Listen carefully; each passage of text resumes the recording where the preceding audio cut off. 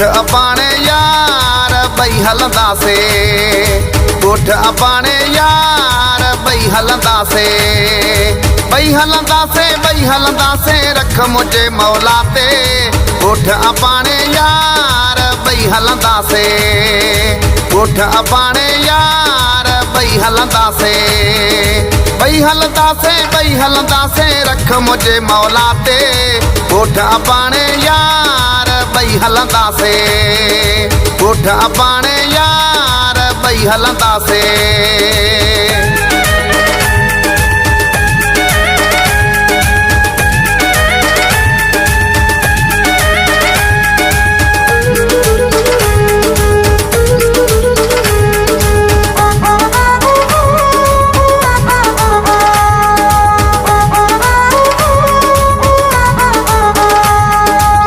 हथन में यार ॾेई गॾिजी घुमंदा आहियूं हिक ॿिए खे यार ॾिसी असां ख़ुशि बि थींदा आहियूं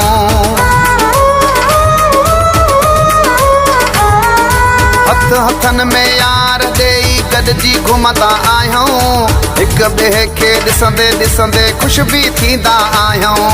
ॻोठ अबाणे यार ॿई हलंदासे ॻोठ अबाणे यार ॿई हलंदासे ॿई हलंदासे ॿई हलंदासे रख मुंहिंजे मौला ते ॻोठ अबाणे यार ॿई हलंदासे ॻोठ अबाणे यार ॿई हलंदासे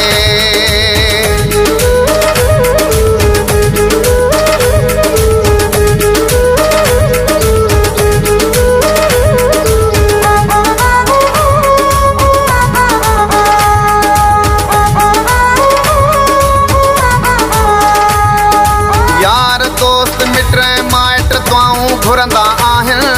पंहिंजा परावा सभई पंहिंजा गुण वेठा था ॻाइनि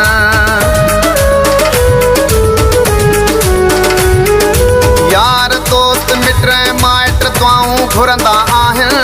पंहिंजा परावा सभई पंहिंजा गुण वेठा था ॻाइनि ॻोठ अबाणे यार ॿई हलंदासे ॻोठ अबाणे यार ॿई हलंदासे ॿई हलंदासे ॿई हलंदासे रख मुंहिंजे मौला ते ॻोठ अबाणे यार ॿई हलंदासे ॻोठ अबाणे यार ॿई हलंदासे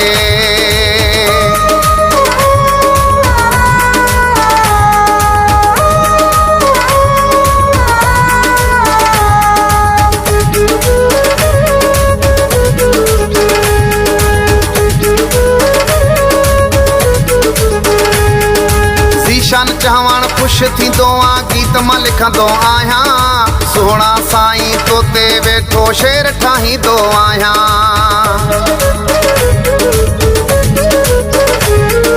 ज़ीशान चवण ख़ुशि थींदो आहियां गीत मां लिखंदो आहियां सुहिणा साईं तो ते वेठो शेर ठाहींदो आहियां ॻोठ अबाणे यार ॿई हलंदासे ॻोठ अबाणे यार ॿई हलंदासे ॿई हलंदासे ॿई हलंदासे रख मुंहिंजे मौला ते ॻोठ अबाणे यार ॿई हलंदासे ॻोठ अबाणे यार ॿई हलंदासे ॿई हलंदासे ॿई हलंदासे रख मुंहिंजे मौला ते ॻोठ अबाणे यार ॿई हलंदासे ॻोठ अबाणे यार ॿई हलंदासे ॻोठ अबाणे यार ॿई हलंदासे